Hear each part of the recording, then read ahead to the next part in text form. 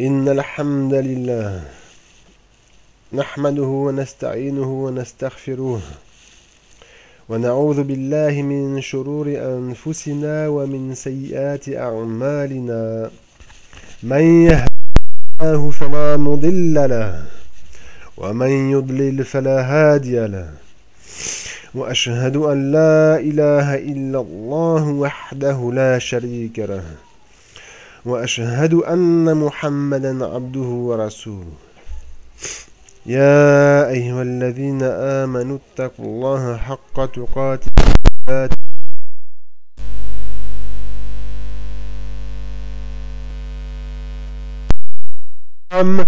إن الله كان عليكم رقيبا يا أيها الذين آمنوا اتقوا الله وقولوا قولا سديدا يصلح لكم أعمالكم ويغفر لكم ذنوبكم ومن يطع الله ورسوله فقد فاز فوزا عظيما أما بعد فإن خير الحديث كتاب الله وخير الهدي هدي محمد صلى الله عليه وسلم وشر الأمور محدثاتها وكل محدثة بدعة وكل بدعة ضلالة وكل ضلالة في النار وبعد. Nous sommes donc au cours numéro 5 de notre livre Al-Wajibatul Mutahattimatul Ma'rifata ala kulli muslimin wa muslima. Les obligations qui incombent à tout musulman et musulmane de connaître. Nous sommes au troisième, maintenant nous rentrons dans le troisième épître. Le troisième petit livre du cheikh Muhammad ibn Abdul Wahhab rahimahullah, qui s'intitule Shurut la ilaha illallah, les conditions du la ilaha illallah. Mais avant, nous allons quand même citer un ou deux versets sur le cours d'avant, le cours qui était sur une petite risala très petite, qui faisait 2 phrases. Asluddin wa qa'idatuhu amran. Le fondement de la religion et sa règle est 2 choses. Sont de 2 choses. Al-awwal al-amru bi'ibadatillahi wahdahu la sharika lah. La première chose, c'est l'ordre d'adorer Allah seul, sans qu'il y ait d'associé. Wa tahridu ala dhalik, wa inciter à cela.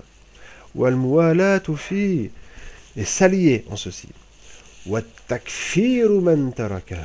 faire le takfir, donc déclarer, mécréant, kafir, celui qui a délaissé l'adoration d'Allah Azza wa Jal seul, donc qui a adoré autre qu'Allah Azza wa Jal, ou qui a cessé totalement d'adorer Allah Azza wa Jal, comme par exemple c'est le cas des athéistes, ces mécréants.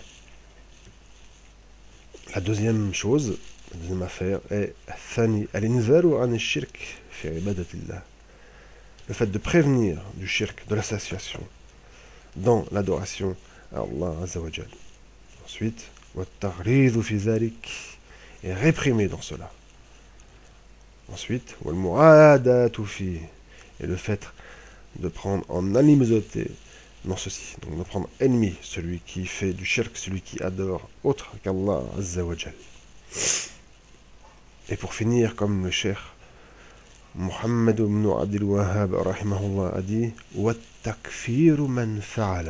et faire le takfir, donc déclarer que c'est un kafir, déclarer mécréant celui qui l'a fait, celui qui a fait ce shirk, cet associationnisme, qui a adoré autre qu'Allah Azza wa Jal, même s'il se prétend musulman, comme c'était le cas, comme je vous l'ai déjà dit dans le cours précédent. Le cheikh Muhammad ibn Abdul Wahhab rahimahullah faisait la guerre par la plume, donc en appelant les gens, en écrivant des livres, et aussi par l'épée, en tuant les gens, en faisant le djihad contre ces personnes qui se prétendaient musulmanes et qui en fin de compte faisaient du shirk, faisaient de l'associationnisme, notamment sur les tombes, en adorant, en invoquant les personnes qui sont dans les tombes et autres, en faisant de multitudes de shirk, formes de shirk qu'on étudiera, incha'Allah. Et nous étions donc à citer quelques versets. Nous avons cité plusieurs versets d'ailleurs. Je vais continuer à en citer d'autres maintenant pour finir en fin de compte pour le cours dernier de ce petit épître. Donc nous allons prendre dans la sourate Al-Imran, la famille de Imran, le verset 118, où Allah Azza wa Jal a dit Ya ayyuhalladhina amanu, ô vous qui avez cru, la tattakhidhu bitanatan min dunikum, ne prenez pas en dehors de vous, donc en dehors des croyants, bitana. Bitana, ça vient de mots, notamment le mot al-batn, l'intérieur, al-bitana, ce sont des personnes à qui on fait entièrement confiance, on découvre, on leur dit nos secrets, d'accord? Donc des personnes qui sont des personnes proches, il ne faut pas prendre en dehors des croyants des personnes à qui on fera voir nos secrets, d'accord? Bien sûr, les mécréants, on peut travailler avec eux, on peut même le musulman peut se marier avec une mécréante juive ou chrétienne avec certaines conditions, mais pas l'inverse. Mais les prendre mais dans les choses vraiment secrètes, surtout ce qui touche de l'état islamique, de ces choses-là, il ne faut pas. Ensuite, Allah Azza wa Jal dit La ya'lunakum khabala. La ya'lunakum khabala. Ils ne faibliront pas, ils ne seront jamais faibles d'avoir espoir de faire quoi en vous? Khabala. Al-khabal, c'est aussi al-fasad, c'est-à-dire la corruption, de vous corrompre, de vous diminuer dans votre religion. Ils ne cesseront jamais de faire ceci. Waddu ma'anittum. Ils aiment, ils ont aimé, ils aiment quand vous tombez dans la difficulté. D'accord? Les koufars, ils sont comme ça. Qad badatil baghdha'u min afwahihim. Et certes apparu leur haine par rapport à leur bouche, c'est-à-dire par rapport à leurs propos. وَمَا تُخْفِي صُدُورُهُمْ أَكْبَرُ.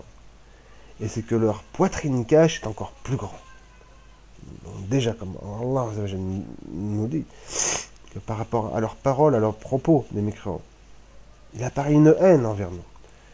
Mais ce qu'ils cachent dans leur poitrine, dans leur cœur, comme haine envers nous, est beaucoup plus grand. Et cela, notamment, se concrétise comme on peut le voir de nos jours et sur toute l'humanité qu'il y a eu. Et notamment, ceci est aussi une chose pour tout prophète qui a eu des ennemis parmi les mécréants. Ensuite, Allah Azza wa Jalla dit قَدْ بَيَّنَّا لَكُمُ الْآيَاتِ. Certes, nous avons éclairci pour vous les versets. إِن كُنْتُمْ تَعْقِلُونَ. Si vous étiez à prendre raison. Là, nous parlons en fin de compte du al-wara wal-bara. Le fait de prendre alliance et le contraire de prendre alliance, donc de se désavouer, de se désolidariser donc des koufars. Et nous allons prendre ce qui s'est passé à l'époque du prophète sallallahu alayhi wa sallam quand les mouchrikoun de Quraysh faisaient la guerre aux musulmans. في غزوة بدر ماذا حدث في غزوة بدر؟ في غزوة بدر قاتل المهاجر أباه. Dans la bataille de Badr, donc la première bataille, si on peut dire la première grande bataille, la bataille décisive qu'on appelle Badr, qui était entre le prophète sallallahu alayhi wa sallam avec ses compagnons, donc avec les musulmans de l'époque, contre les mécréants, les mouchrikoun, les associateurs de Quraysh, qui était sa tribu. Qatala al-muhajiru abah. L'émigré combattait son père. C'est-à-dire que, comme vous savez, le muhajir, c'est celui qui a quitté la Mecque avant l'ouverture de la Mecque, avant la conquête de la Mecque, avant Fath al-Mecca, en étant musulman, et qui est allé émigrer à Al-Médine, et qui bien sûr est mort sur l'islam, tout en ayant a rencontré au moins une fois dans sa vie le prophète sallallahu alayhi wa sallam.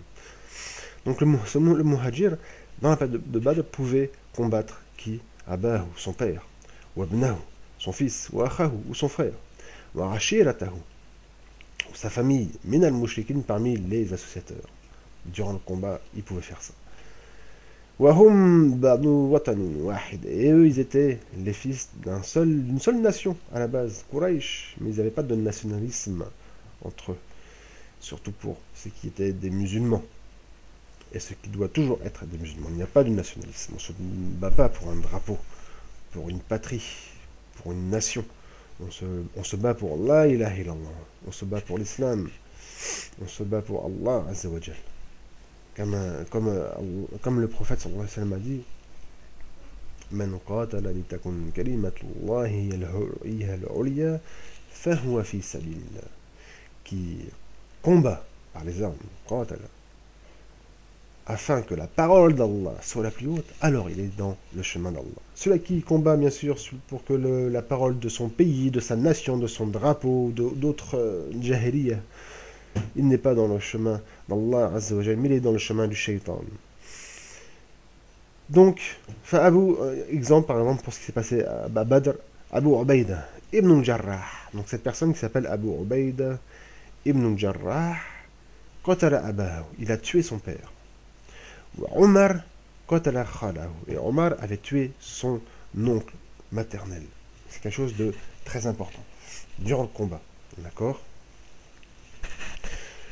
Ce qui veut dire que quand on est musulman, quand on est soumis à Allah Azza wa Jal, on doit être prêt à combattre n'importe qui se met devant la loi d'Allah Azza wa Jal. Ensuite, les deux fils du cheikh Mohammed ibn al-Wahhab, rahimahullah, qui s'appelaient Hussein et Abdullah, ces deux fils-là, ont dit ceci.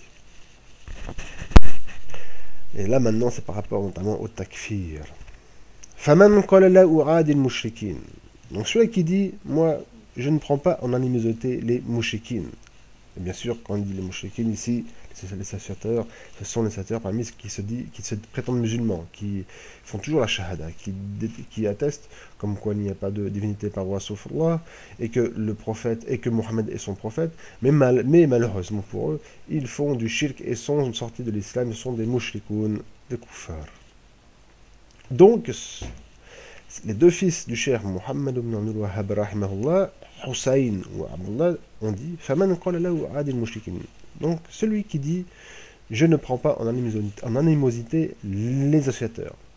Ou bien il dit, ou il fait ou adahum wa lam yukafirhum. Ou adahum, donc il fait al-mu'ada, al-adawa, ou il les prend en animosité, mais lam yukafirhum, mais il ne dit pas qu'ils sont kuffar, d'accord? Il ne fait pas le takfir. C'est très important, comprenez bien ça, pour ce qu'il va dire à la fin. Ou adahum wa lam yukafirhum. Ou bien il les prend en animosité, c'est-à-dire qu'il les déteste, mais il ne fait pas le takfir sur ces personnes. Donc, ils sont toujours musulmans. Même si ils vont sur les tombes faire des adorations sur les tombes ou autre comme style d'adoration ou autre chose comme koufr, il dit non, moi je ne dis pas qu'ils sont des koufars. Je les déteste par rapport à ce qu'ils font, c'est très mal, ils font du shirk, etc. Mais moi je ne fais pas du koufr. Ou il dit la ata'arradu ahl la ilaha illallah. Moi,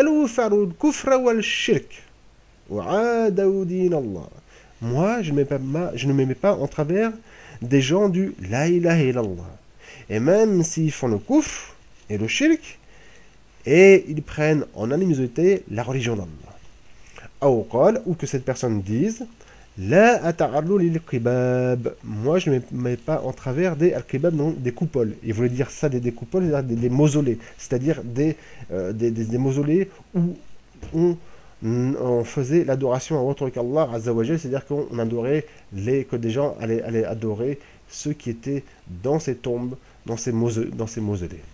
Eh bien, quelle est la sentence? Comme on dit les deux fils du cheikh Mohammed ibn Abdul Wahhab, rahimahullah, qui sont Hussein ou Abdullah, rahimahumallah, fahadha la yakun muslima. Alors celui-ci, il n'est pas musulman. Fahadha la yakun muslima. Donc celui-ci là, il n'est pas musulman, c'est clair. Les deux fils du Cheikh Mohamed Wahhab rahimahullah qui faisaient aussi partie de ce qu'on appelle A'immatud Da'wa, les imams de la Da'wa, qui sont parmi les plus au courant de la Da'wa du Cheikh Mohamed Wahhab rahimahullah, font le takfir pour ces sortes de gens. Le premier sorte, c'est celui qui dit Faman qala la adil mushrikin, celui qui dit moi je ne prends pas en animosité les associateurs, donc ceux qui se disent musulmans mais qui font du shirk. Il dit moi je ne prends pas en animosité. Eh ben ils ont fait la fatwa comme quoi cette personne-là est kafir. Ou adahum lam kafirhu, ou il les prend en animosité, c'est-à-dire qu'il les déteste pour ce qu'ils font, mais il ne fait pas le takfir, ils font non, ils sont toujours musulmans. Eh ben pour les deux fils du Cheikh Mohamed rahimahullah, cette personne-là aussi est un kafir. Il n'est pas musulman. Je vous dis maintenant pourquoi, en fin de compte, il ne sera pas musulman. C'est pas lui qui fait, c'est pas lui qui fait du shirk. Seulement le problème, comme on va voir dans une des 10 annulations de l'islam, parmi les 10 annulations de l'islam, il y en a une qui est que celui qui ne déclare pas mécréant le mouchrik, l'associateur, aussi le mécréant, eh bien, il est mécréant aussi. Quelle est la preuve? La preuve, c'est que Allah Azza wa Jal a décrété que celui qui fait du grand shirk est un mouchrik, et donc il n'est plus musulman. Et celui qui va à l'encontre de ceci, eh bien, il vient à l'encontre d'Allah Azza wa Jal, et donc il fait du kufr, car en fin de compte, il est comme celui-ci, comme celui qui dit que l'alcool est halal, alors qu'Allah Azza wa Jal a interdit l'alcool. Donc il fait ce qu'on appelle al-istihlal. Il vient de rendre haram ce qu'Allah Azza wa Jal en dit halal, et l'inverse. Ou bien, comme les deux fils ont dit, la ta'alu la ilaha illallah wa lu fa'lu al-kufr wa al-shirk wa 'ada wa din Allah. Ou qui dit, moi je ne me mets pas en travers des gens de la ilaha illallah, donc de ceux qui disent la ilaha illallah, et même s'ils font le kufr et le shirk, et qu'ils prennent en animosité la religion d'Allah Azza wa Jal. Eh bien, pour ces deux fils-là, cette personne-là qui dit ça, est un kafir. Il n'est pas musulman. Et comprenez bien que parmi les ikhwan al-muslimin, parmi les frères musulmans, les ikhwaniyin, beaucoup sont tombés dans cela, jusqu'à aller prendre en amitié et déclarer qu'ils sont musulmans, tout en connaissance de cause de ce que sont par exemple les chiites et autres soufis. Ben, beaucoup parmi les frères musulmans sont soufis. Sachez que le premier qui a fondé cette institution qui est vraiment nauséabonde, qui s'appelle Hassan al-Banna, ne le prenez pas dans vos sentiments, cette personne était un soufi.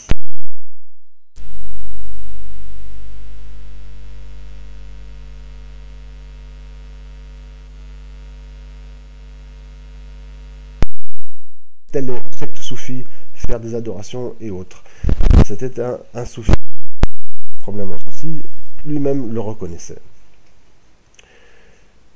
Continuons. Ou celui qui dit la ta'arrou lil qibam, où je ne mets pas en travers des coupoles, c'est-à-dire qu'il y aura des coupoles, des mausolées où on adorait autre qu'Allah Azza wa Jal. Eh bien, comme fils du Cheikh Mohamed ibn Abdul Wahhab rahimahullah, qui sont Hussein wa Abdullah rahimahumallah, fahadha la yakun muslima. Donc celui-ci n'est pas musulman. Bal huwa mimman qala Allahu fihim, mais il est de qui Allah Azza wa Jal a dit en eux, chez eux, pour eux. Donc voici le dalil. Allah Azza wa Jal a dit wa yaquluna nu'minu bi ba'd wa nakfuru bi ba'd. Et ils ont dit nous croyons en une partie et nous faisons le kufr et nous renions une partie. Et c'est une partie du... Comme je l'ai dit, ceux qui font ça, ceux qui font pas le takfir, pour ceux qui font du shirk, en prétendant, mais ils sont musulmans, ils disent la shahada, ils font les 5 prières, ils font le hajj. Moi, je ne peux pas faire de takfir. Eh bien, ces personnes-là, en fin de compte, ont cru à une partie du Coran et ont mécru en autre partie, parce qu'Allah Azza wa Jal a bien décrété que celui qui fait du shirk akbar, il n'est pas musulman, mais il ira en enfer éternellement, sauf s'il se repent avant sa mort. Ceci est clair. Donc celui qui n'est pas d'accord avec ça, il n'est pas d'accord avec Allah Azza wa Jal, et donc il va faire ce qu'on appelle en fin de compte de l'istihlal. Je lis la suite du Coran. Et ils veulent prendre entre ceci, c'est-à-dire le fait de dire, de croire en une partie du livre et de mécroire une partie du livre, un chemin.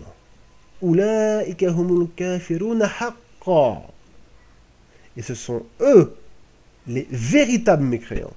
Donc Allah Azza wa Jalla n'a pas dit seulement des mécréants, kafirun, mais il a dit avec le alif wal lam, d'accord, avec l'alif wal lam donc, qui veut dire les mécréants sont eux les mécréants, et en plus après il a dit haqqan, véritablement. Donc Allah Azza wa Jalla a vraiment attesté que ces gens-là sont des véritables mécréants, ce sont eux les véritables mécréants. Ceux qui vont croire une partie du livre, une partie de la révélation, mais une autre partie, ils vont mécroire. Comme c'est au début du verset, وَيَقُولُونَ, et ils disent « نُؤْمِنُ بِبَعْضٍ » Nous croyons en une partie. وَنَكْفُرُ بِبَعْضٍ et nous mécréons en une partie.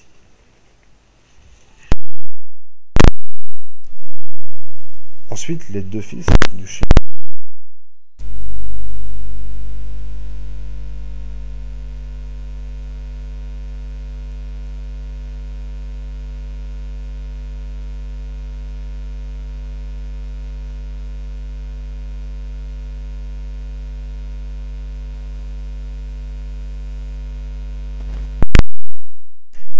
J'espère que vous avez compris cela.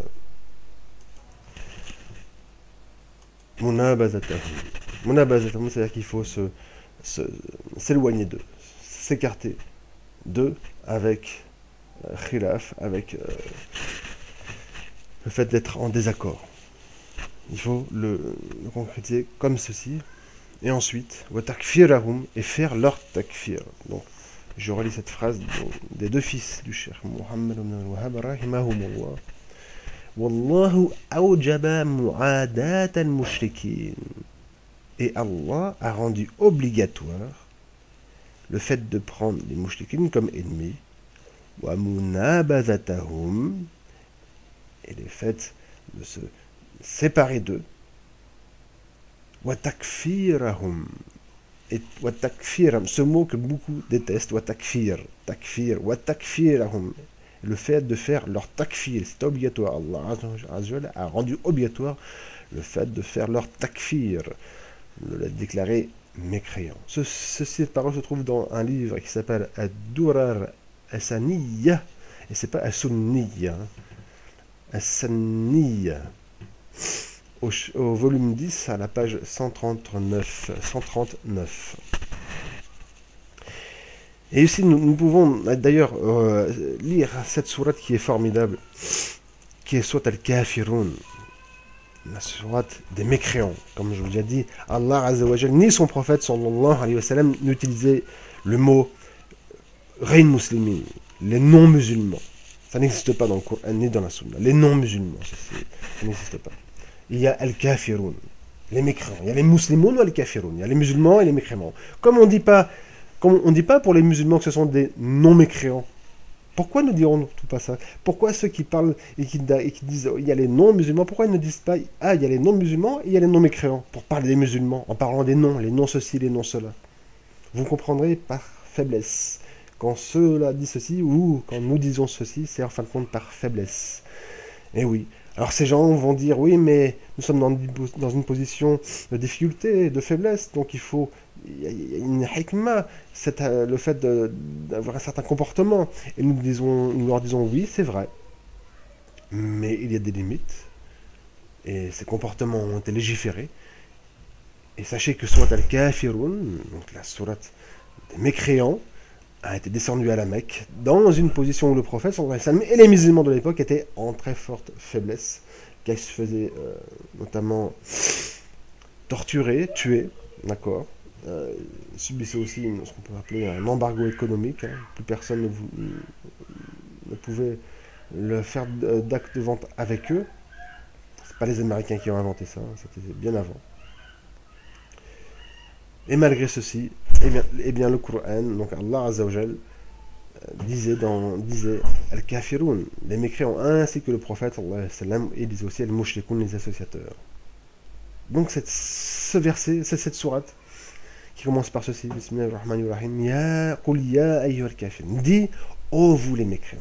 Donc Allah Azza wa Jal, il ordonne son prophète, Qul, alors qu'il est à la Mecque, hein, donc il est en position de faiblesse.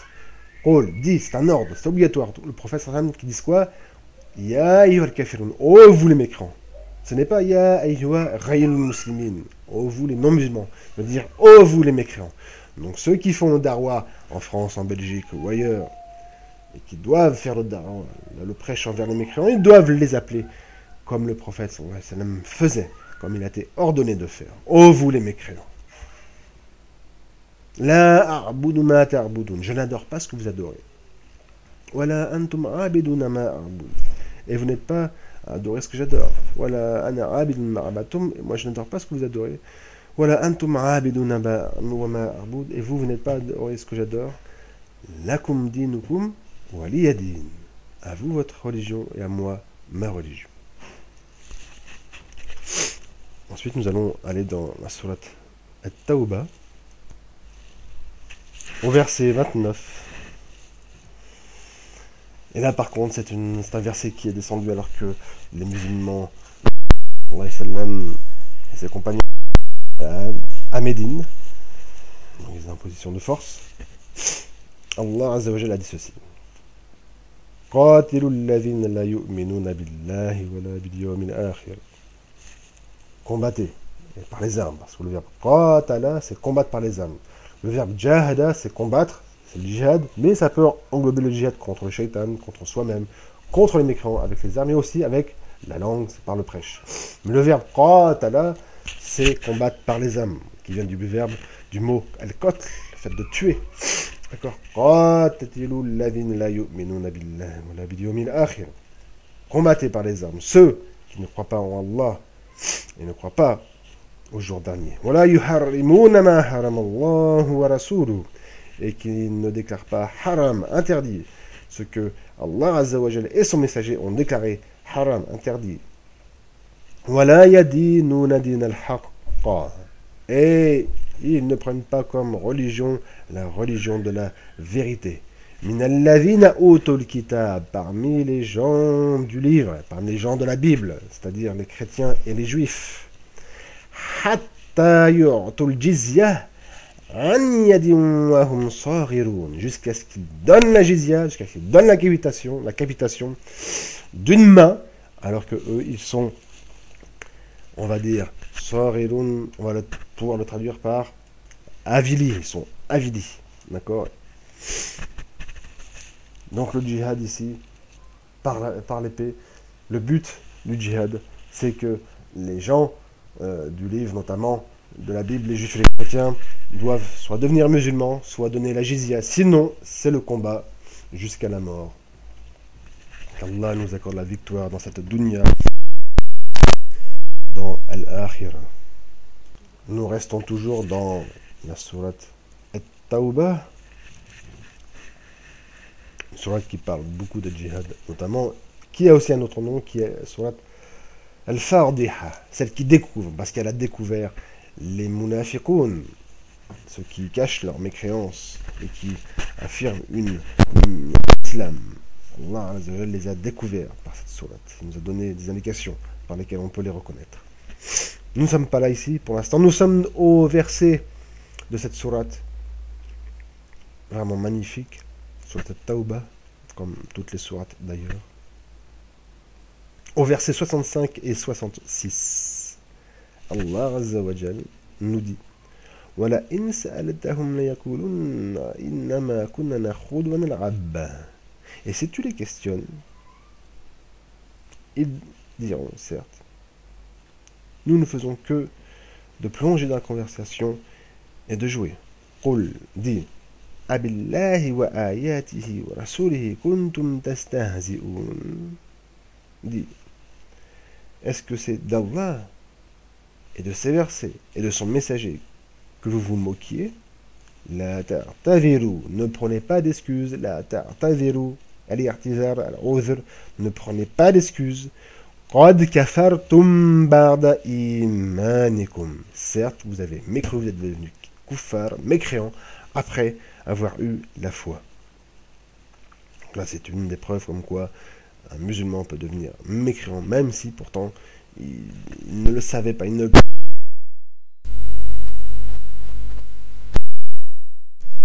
plus ou moins en détail dans les 10 nations de l'islam, c'est quand on se moque d'Allah Azza wa Jal ou de quelque chose de sa religion, parmi ses prophètes, ses anges, ou son livre, ou autre, ou ne serait-ce que par exemple de se moquer de la prière ou de la veine. Nous verrons ça, Inch'Allah, nous l'étudions plus ou moins en détail dans les 10 annulations de l'islam, Inch'Allah. Ensuite, nous allons pouvoir lire encore un ou deux versets, Inch'Allah. Je regarde, oui. Là, nous allons dans la sourate Al-Ma'ida, la table servie, le verset 72 et 73. Ça, c'est pour ceux qui, malheureusement, encore des doutes sur la mécréance notamment des chrétiens, soit parce qu'ils voient en certains d'entre eux un bon comportement ou autre. Eh bien, ce qu'ils sachent que c'est Allah Azzawajal qui décrète qui doit aller en enfer et au paradis. Donc ceux qui vont dire non, mais moi les chrétiens, je ne peux pas les mettre en enfer. Il y en a qui sont gentils, qui sont bien, qui font du bien, qui font pas de mal, etc. Je ne peux pas dire qu'ils sont en enfer. Donc on lui dit, mais pauvre individu que tu es, est-ce que l'enfer est de ta possession? Non. L'enfer appartient à Allah Azzawajal. Et c'est lui qui y fait entrer qui il veut, c'est pas toi. Et ce n'est pas toi de donner à Allah Azzawajal des critères et des conditions pour ceux qui doivent y rentrer ou pas. C'est Allah Azzawajal qui nous donne des critères, les caractéristiques de ceux qui iront en enfer, de ceux qui n'iront pas. Donc c'est d'apprendre sa religion et de savoir ceux qui iront en enfer et ceux qui n'iront pas, et de faire en sorte de ne pas faire partie des gens dans l'enfer. Donc, Allah Azzawajal a dit ceci dans Surat Al-Maïda au verset 72-73. Laqad kafar. Laqad kafar. Allah Azzawajal a dit Laqad kafar. Et là, c'est dans Jawab al-Qasam. Donc, à la base, Allah Azzawajal a juré. Notamment juré par lui-même. De quoi que certes, kafara lavina qalu, que certes on kafara, donc certes on mécru, ils ont kufr, qui Allavina qalu inna Allah wal Masih ibn Maryam, ceux qui ont dit que c'est Allah, que Allah est le Messie, le fils de Maryam, c'est-à-dire Isa, Jésus, alayhi salam. Wa qala al-Masih, alors que le Messie a dit Ya bani Israël, oh les enfants d'Israël, les Juifs, car Isa alayhi salam il était un descendant aussi d'Israël, et ce qu'on parlait, notamment ce qu'on appelle les Juifs, mais il était sur la bonne religion, lui, et c'était un prophète, mais un rasoul, un messager. Il leur a dit ça. U'budullah rabbi wa rabbakum. Adorez Allah, mon Seigneur et votre Seigneur. Innahu man yushrik billahi faqad harrama Allahu alayhi al-jannah. Car certes, celui qui associe Allah, donc dans son adoration, faqad harrama Allahu alayhi al-jannah. Allah a rendu haram pour lui le paradis. Wa ma'wahu an-nar. Et son refuge sera le feu. Wa ma lidh-dhalimina min ansar. Et il n'y a pas pour les injustes de secoureurs. لقد كفر الذين قالوا إن الله ثالث ثلاثة. Et certes, il y a aussi un jurement. Il jure Allah en disant certes, a mécru. Kafara الذين قالوا, ceux qui ont dit quoi? Inna Allah ثالث ثلاثة. Certes, Allah, c'est le troisième de trois.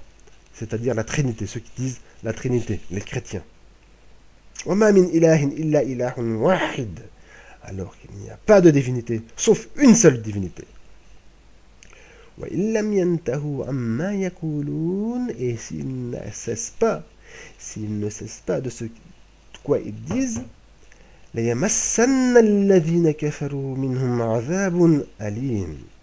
alors touchera ceux qui ont mécru parmi eux un châtiment douloureux. Ensuite, il y a, je vais encore, Inch'Allah, citer ce verset qui est dans la sourate Al-Mumtahina. C'est un verset très important dans Al-Wala wal-Bara qui convient, si possible, d'apprendre par cœur et surtout de méditer. Sourate Al-Mumtahina ou Al-Mumtahana. au verset 4. قال الله تعالى, donc Allah Azza wa Jalla dit قد كانت لكم أسوة حسنة في إبراهيم والذين معه. Certes, il y a pour vous un bon exemple dans Abraham et ceux qui étaient avec lui. إذ قالوا لقومهم, quand ils ont dit à leur peuple, donc sachez quoi dire à votre peuple si votre peuple est mécréant, si vous vivez au milieu de mécréants, il faut dire ça, c'est ça le bon exemple. Le bon comportement, c'est ça dans cette situation. Il faut dire ça. Inna bura'a'u minkum wa mimma ta'buduna min dunillah. Certes, nous sommes innocents de vous. Nous désavouons de vous. Et de ce que vous adorez en dehors d'Allah. Kafarna bikum. Et nous vous mécroyons. Nous mécroyons en vous. Ce n'est pas du kufr seul, non, c'est de vous, de vos personnes. Car sans vos personnes, il n'y aura pas de kufr. Wa kafarna bikum. D'accord? Wa bada baynana wa baynakum al-adawatu wal-baghda'u abadan hatta tu'minu billahi wahda. Et est apparu entre nous et vous l'animosité et la haine à tout jamais, jusqu'à ce que vous croyez en Allah seul. Comme je l'avais dit, al-adawa, l'animosité se déclare par les actions et par la parole. Wal-bardra, et la haine, c'est quelque chose qui est dans le cœur. Et en tout jamais, en aucune situation, al-bardra ne doit disparaître. Cette haine qui est dans le cœur. Il est possible dans certains cas de ne pas faire apparaître d'animosité par la langue ou par la parole, mais en aucun cas dans le cœur, cela doit disparaître. Je finirai par ce verset qui se trouve dans Surat Al-Fath, excusez-moi, dans Surat Al-Mujadala, dans Surat Al-Mujadala, ou plutôt Al-Mujadila, qui est le dernier verset de cette Surat Al-Mujadila, le verset 22. Donc Allah Azza wa Jal dit La tajidu qawman yu'minuna billahi wal yawmil akhir. Tu ne trouves pas de peuple qui croit en Allah au jour dernier. Yawadduna man had Allah wa rasulah. Qui aimeront ceux qui sont mis en travers d'Allah Azza wa Jal et de son messager. Le verbe had,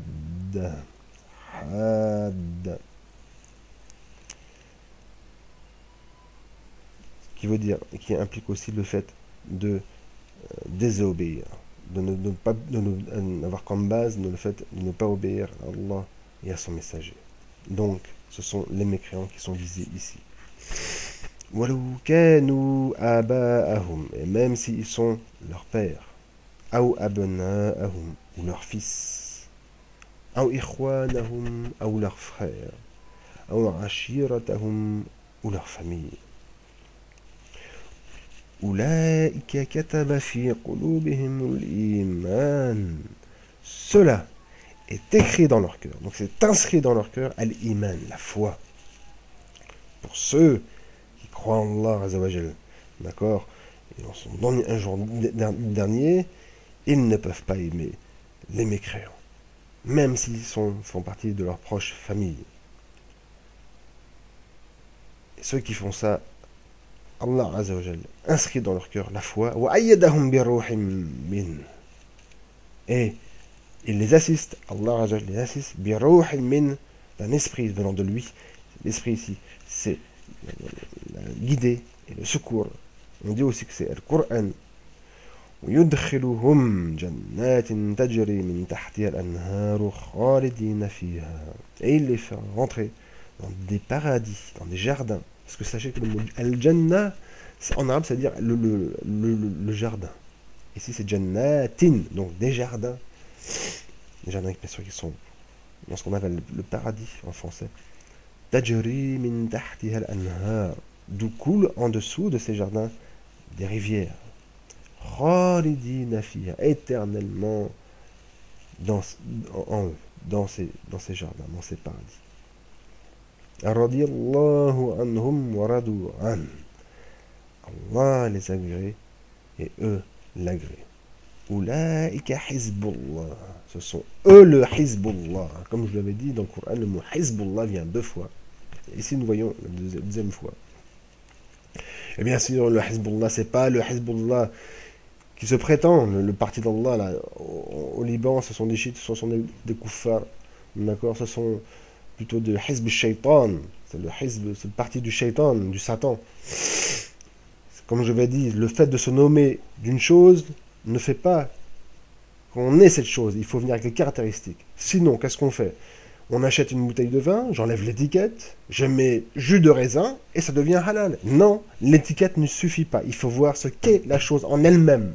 Donc, se nommer Hezbollah, se nommer Salafi, se nommer ceci, se nommer cela, se nommer musulman, en soi ne suffit pas. Il faut que la personne concrètement vienne avec les caractéristiques. Comme quoi il est le Hezbollah, il fait partie du Hezbollah, du parti d'Allah Azza wa Jal. Comme quoi il fait partie des salafis, des véritables salafis, et non pas de ceux qui trahissent la darwa salafiyya, la darwa des salaf salih, des pieux prédécesseurs. Et pareil pour l'islam, beaucoup se prétendent musulmans, mais ne le sont pas, ce sont des kuffars, des munafiqoun. Ensuite Allah Azza wa Jal dit Ala inna hizballahi humul muflihun. Et oui, c'est certes le Hizballah qui ont eux réussi. Et nous demandons à Allah Azza wa Jal de nous mettre parmi son parti, parmi son Hizballah. Voilà. Ce cours, en fin de compte, je voulais commencer l'autre épître, l'autre petit livre du Cheikh Mohammed ibn al-Wahhab rahimahullah, qui s'appelait notamment Shurut La ilaha illallah, les conditions du La ilaha illallah, mais en fin de compte, cela a pris du temps, j'ai fini par...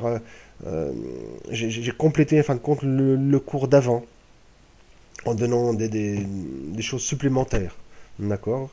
Et Inch'Allah, biiznillah, le cours prochain, nous commencerons directement dans les shurut La ilaha illallah, les conditions du La ilaha illallah, les conditions, comme on avait vu notamment dans le fiqh, ce ne sont pas ici les conditions de l'wujub, shurut wujub La ilaha illallah, les conditions de l'obligation de La ilaha illallah, non, là c'est les conditions de ce qu'on appelle en arabe la siha, de la validation, shurut sihati La ilaha illallah. C'est les conditions pour que la parole de La ilaha illallah soit valide. C'est que si une de ces conditions n'est pas remplie et que la personne dit La ilaha illallah, alors son La ilaha illallah n'est pas valide, et donc il n'est pas musulman, c'est un mushrik, un kafir. Donc nous allons étudier, Inch'Allah, dans le cours prochain, ces conditions qui sont au nombre de 7, les conditions de La ilaha